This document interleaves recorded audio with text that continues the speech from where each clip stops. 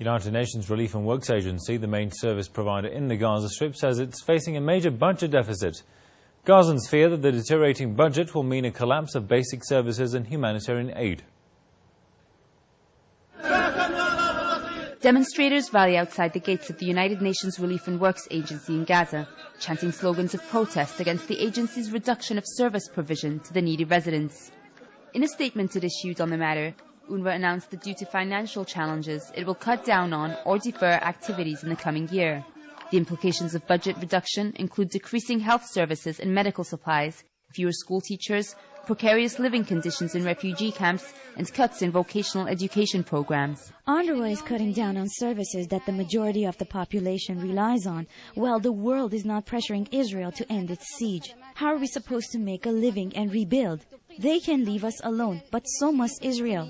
We rely on UNRWA services and aid. Otherwise, we have nothing. No work, no economy. I'm angry at Israel for that, but the UN should be there for us and not abandon us. Palestinians are worried that increased regional contributions to the UNRWA budget and the sharp decline in the share of other UN member states are attempts by the international community to shift responsibility of the Palestinian refugee plight to Arab states. This is not a financial crisis. It is a political one. The international community wants to be relieved of its responsibility and bury the refugee issue, a major political obstacle, because it is one of pure human rights. UN officials insist that UN member states are not attempting to forego their responsibility towards refugees.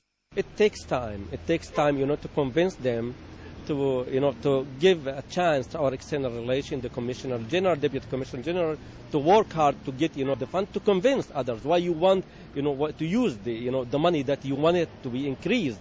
Since its inception in 1949, UNRWA mandate has been to provide assistance to Palestinians who were dispossessed of their land, homes and belongings following the establishment of Israel in what were previously Palestinian territories. Refugees comprise 70% of the Gaza population. Palestinians feel that since the international community remained silent in the face of their expulsion from their lands, they are partly responsible for the plight that arose as a result.